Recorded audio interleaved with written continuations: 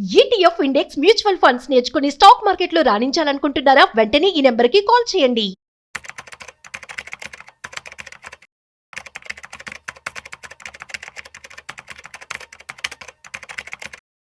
Hello నమస్తే, welcome to Suman TV. ప్రస్తుతం మనతో పాటు మార్కెట్ అప్డేట్స్ గురించి మాట్లాడడానికి మనతో పాటు సుందరరామరెడ్డి గారు ఉన్నారు. వీరితో మాట్లాడి మరికొన్ని విషయాన్ని మనం తెలుసుకుందాం. హలో అండి, నమస్తే. నమస్తే మేడం. మనం ఇప్పుడు లాస్ట్ ఒక 14 ఆర్ 1 ఇయర్ బ్యాక్ నుంచి చూసుకుంటూ ఉంటే 14 మంత్స్ నుంచి కూడా చూసుకున్నా కానీ మనకి మార్కెట్లో ఇప్పుడు జీరో రిటర్న్స్ ఉన్నాయి. అవును. సో ఇలాంటి టైంలో ఒకవేళ ఎవరైనా ఇన్వెస్ట్ చేయాలి అని అనుకుంటే ఎందుకంటే ఇప్పుడు మనకి చాలా ఫండ్స్ వస్తూ ఉంటాయి, పిఎఫ్సి కానీ లేదంటే ఎవరైనా ఓకే. చాలా మంది ఇప్పుడు అవేర్ అయ్యారు ఇన్వెస్ట్ చేయాలి అనే దాని మీద. సో ఇలాంటి టైంలో ఒకవేళ ఇన్వెస్ట్ చేయాలి అంటే చాలా మందికి డౌట్ వస్తుంది, అసలు చెయ్యొచ్చా లేదా, చేయాలన్నా కానీ ఎక్కడ చేయాలి అనేది కూడా. సో ఏంటంటారు అసలు పొజిషన్?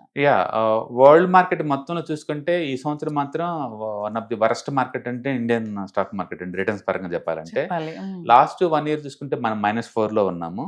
అండ్ 14 months తో పోల్చుకుంటే మనకి జీరో రిటర్న్స్. అంటే లిటరల్లీ లాస్ట్ 420 days నుంచి ఇండియన్ మార్కెట్లో ఎలాంటి రిటర్న్స్ లేవు.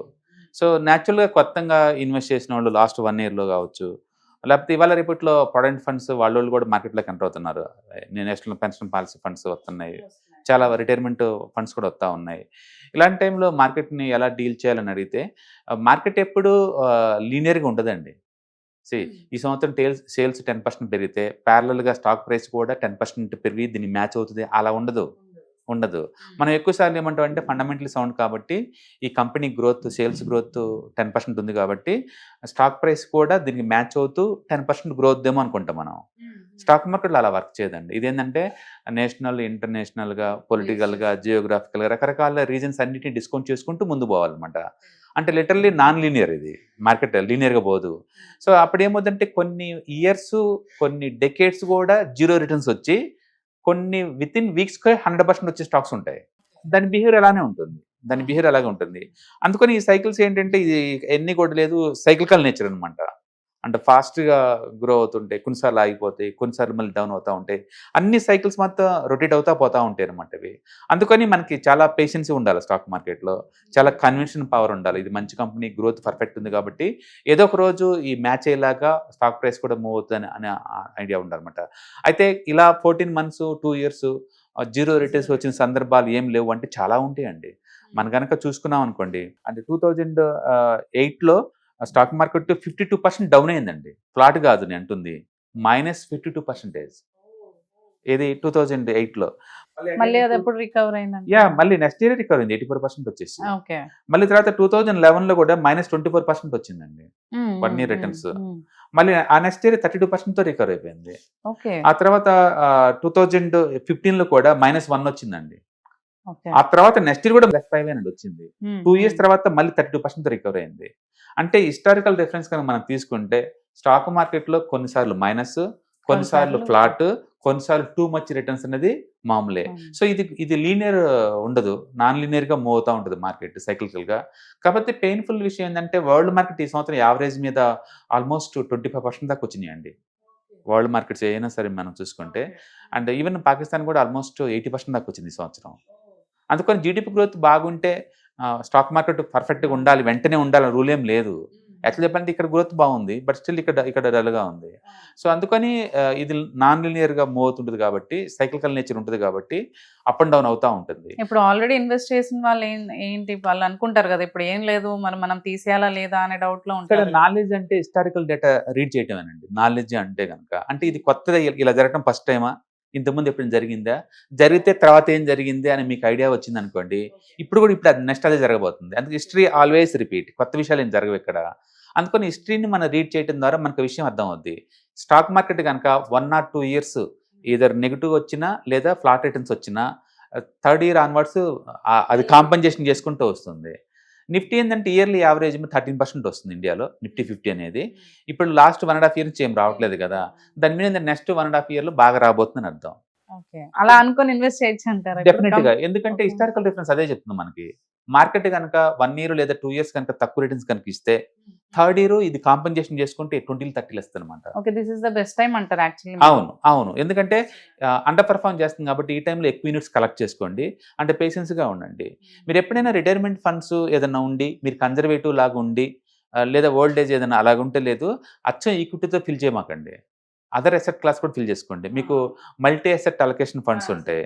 వాళ్ళు ఏంటంటే ఇప్పుడు గోల్డ్ ఉందనుకోండి, ఈ సంవత్సరం 40% వచ్చింది కదా. అలాగే ఇంటర్నేషనల్ మార్కెట్స్ ఈ సంవత్సరం ఆల్మోస్ట్ 30 దాకా ఇచ్చినాయి కదా. అందుకని జియోగ్రఫికల్ రిస్క్ లేకుండా డైవర్సిఫై చేయొచ్చు. అదర్ కమోడిటీలో పెట్టచ్చు. డెట్లో పెడితే గ్యారెంటీ రిటర్న్స్ నీకు 67% వస్తుంది. కాబట్టి మల్టిపుల్ అసెట్స్ తోటి ఫిల్ చేయండి. ఇది మనకు వచ్చే లోపు కాంపన్సేట్ అవుతూ ఉంటుంది అవును మనకి. అవును అందుకని రిటైర్మెంట్ ఫండ్స్ వాళ్ళు ఎప్పుడు కూడా 100% ఈక్విటీలో పెట్టరండి.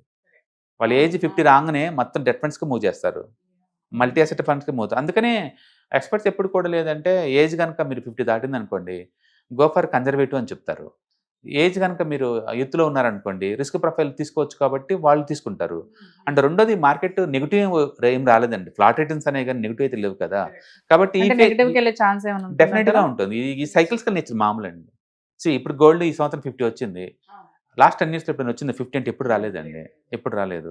ఒకప్పుడు గోల్డ్ 5 years రిటర్న్స్ కూడా -40 వచ్చిన రోజులు ఉన్నాయి. గోల్డ్ నేను చెప్పేది ఇప్పుడు లాంగ్ ఇయర్స్లో 5 yearsలో కరెక్ట్ పోంగా ఇంకా -50కి వచ్చిన -40 సందర్భాలు ఉన్నాయి గోల్డ్ కూడా.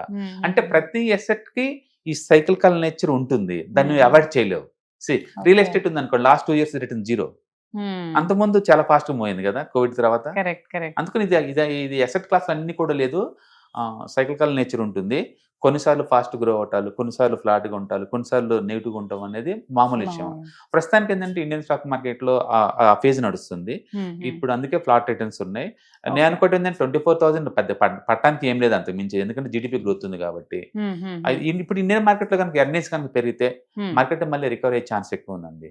అంటే ట్రంప్ ఇవన్నీ కూడా టెంపరీ అండ్ కొన్ని సెక్టర్స్ ఎఫెక్ట్ అవుతాయి. ఎఫెక్ట్ అవ్వదు అని అనకూడదు, కొన్ని అవుతాయి అనమాట. అవి నిఫ్టీలోని స్టాక్స్ చాలా తక్కువ, అమెరికాతో టూ మచ్ బిజినెసెస్ అయ్యి. మనం ఎక్కువ సర్వీస్ ఓరియంటెడ్ ఎకానమీ అండి, మన అబ్రాడ్కి ఎక్స్పోర్ట్ చేసేది ఎక్కువ సర్వీసెసే ఉంటాయి. అంటే సర్వీస్ మీద ట్యాక్స్లు కానీ దాని మీద ప్రొవిజన్ ఏం లేదు.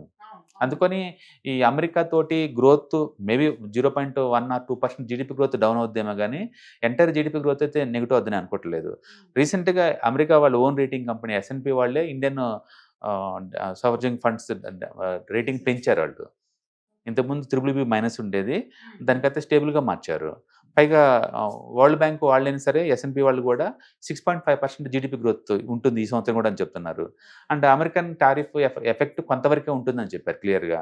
కొన్ని సెక్టర్స్ సివియర్గా ఉంటుంది, లైక్ టెక్స్టైల్స్ కావచ్చు, జర్మన్ జ్యువెలరీ కావచ్చు, అలాంటి వాటిలో ఉంటుంది. బట్ అన్నిట్లో అవి కాకుండా ఇప్పుడు మంచిగా ఉన్నాం, ఇప్పుడు ఫార్మా ఐటీ వాటిలో అదే అంటుంది. అది వాటికి ఎఫెక్ట్ కాని సెక్టర్స్ మనం చూసుకుని పెట్టుకోవచ్చు. ఏదైనా కావచ్చు. లాస్ట్ 14 months నుంచి 0 రిటర్న్స్ వచ్చినాయి. మేబీ ఇంకొక 2-3 months ఇది కంటిన్యూ అవుతుంది. ఒకసారి గవర్నమెంట్ దగ్గర నుంచి ఈ GST రిఫార్మ్స్ అన్ని అవుతున్నాయి కదా, అది మనకి అర్థమైన తర్వాత మనకి క్లారిటీ వస్తుంది. ఏదైనా సరే లాస్ట్ 1 yearలో ఈ అమెరికన్ టారిఫ్ గురించి పక్కన కనుక పెడితే కనుక ఇండియాలో ట్యాక్స్ రిఫార్మ్స్ బాగా జరుగుతున్నాయి. అండ్ GSTని 18% మొత్తం క్లోజ్ చేసి 12 తీసుకొస్తున్నారు. అండ్ 28 ఏమో 18కి అండ్ 12 ఏమో 5 తీసుకొస్తున్నారు. అంటే ఇక 2 స్లాబ్స్ ఉంటాయి ఎంటర్ ఇండియా మీద.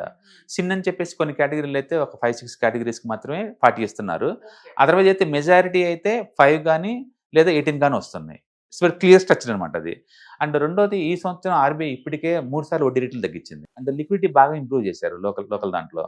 అండ్ గవర్నమెంట్ వాళ్ళు ఇప్పుడు ఎక్స్పోర్ట్ వాటికి కూడా బాగా ఎంకరేజ్ చేస్తున్నారు. ఓకే. అండ్ అంటే గవర్నమెంట్ తరపు నుంచి విల్లింగ్నెస్ ఉంది, అటు మార్కెట్ కూడా బాగా రిసీవ్ చేసుకుంటుంది. నేను కూడా ఈ అమెరికన్ ఇష్యూ అనేది టెంపరీ, కొన్ని చిన్న సెక్టర్స్ మీద బాగా పడుతుంది తప్ప ఓవరాల్గా ఏం పడదు. ఇండియా బేసికల్గా అగ్రికల్చర్ ఓరియంటెడ్ ఎకానమీ అండి. వర్షాలు బాగా పడుతున్నాయి. 70% వరకు ఆ గ్రోత్ అగ్రికల్చర్ నుంచి వస్తుంది. అండ్ ఐటీ మనకి 7% ఉంటుంది ఎంటర్ జీడిపి మీద. ఐటీ ఏం ఎఫెక్ట్ అవ్వటం లేదు.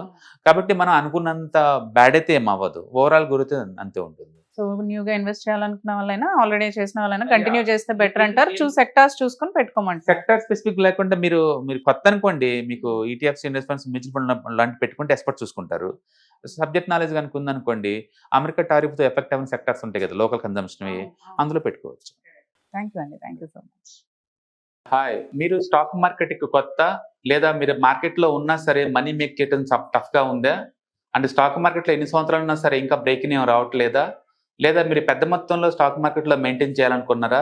మీ పొజిషన్ ఏదైనా అయి ఉండొచ్చు. స్టాక్ మార్కెట్లో కనుక లాంగ్ టర్మ్లో మనీ మేక్ చేసుకోవాలనుకుంటే షార్టెస్ట్ పాసిబుల్ వే అంటే ETFs, index funds, mutual funds ద్వారా, లిటిల్ బిట్ ఈజీగా ఉంటుందన్నమాట. కాబట్టి మీకు ఎవరికైనా ఇంట్రెస్ట్ ఉందంటే ETFs, index funds and mutual funds నేర్చుకోవడానికి ఇది బెస్ట్ పాసిబుల్ వే ఏంటంటే ETFs, index funds and mutual fund course.